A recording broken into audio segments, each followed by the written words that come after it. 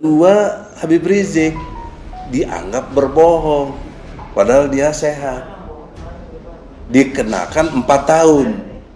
Nah, Jokowi ini 66 kali bohong dalam konteks janji-janjinya. Berarti 66 kali 4 tahun berapa tuh? Udah 200-an tahun harusnya dihukum gitu. Nah, itu kita justru sebenarnya dengan itikat baik, Presiden Jokowi ini presiden kita semua kok, Pak. Walaupun kita nggak mendukungnya, tapi dalam tata negara dia menang pemilu, walaupun curang kayak nggak curang ya kan belum dibuktikan juga. Itu dia presiden kita. Kita sayang, kita ingin dia tobat gitu loh. Di dunia aja kalau hitungan yang sudah contoh Habib Rizik sama Ratna Sarumpait udah 6 tahun itu. 2 tahun buat Ratna Sarumpait, 4 tahun buat Habib Rizik. Nah, kali Jokowi 66 kali janjinya bohong. Kan gitu logika sederhana kalau mau diadili. Nah, kita kasih jalan yang sangat singkat. Bertobat saja kan apa susahnya coba. Dan sebenarnya sih nggak perlu dibuktikan karena sudah faktanya begitu. Misalnya Bybet Indosat SMK ya, itu kan sampai sekarang nggak dibeli lagi. Mobil SMK nggak ada juga ya. Impor, malah banyak impor.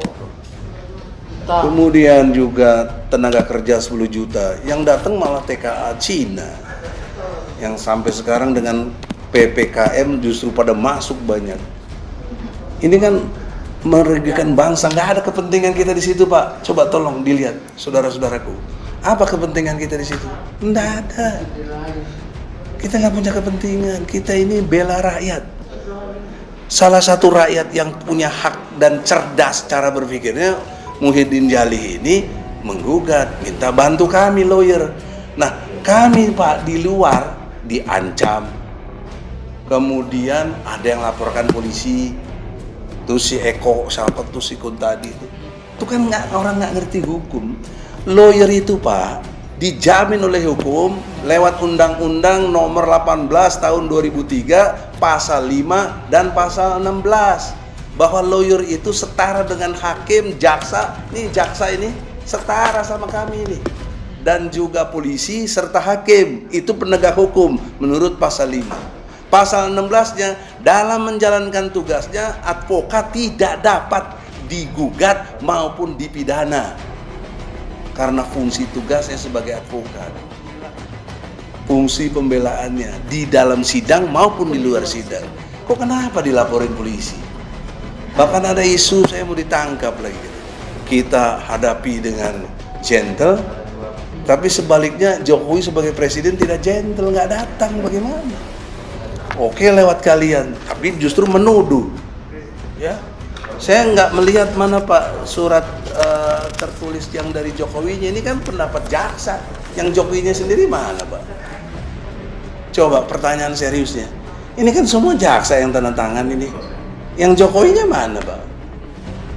Kan mestinya jaksa itu memang pengacara negara hanya melampirkan yang maunya kliennya, yaitu yang kita gugat adalah presiden, bukan jaksa. Kita nggak gugat jaksa agung, kita nggak gugat Menseknek.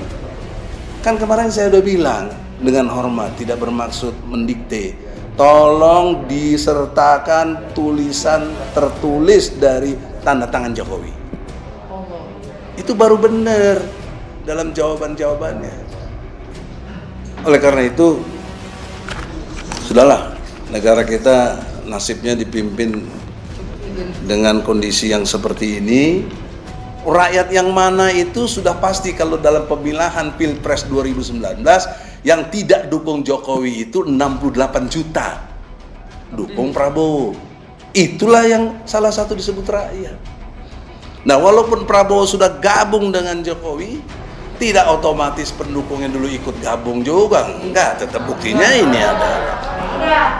Betul apa tidak? Nah, itu contoh Pak rakyat. Oleh karena itu nggak usah ditanya lagi rakyat yang mana, bagaimana sih kok rakyat yang mana?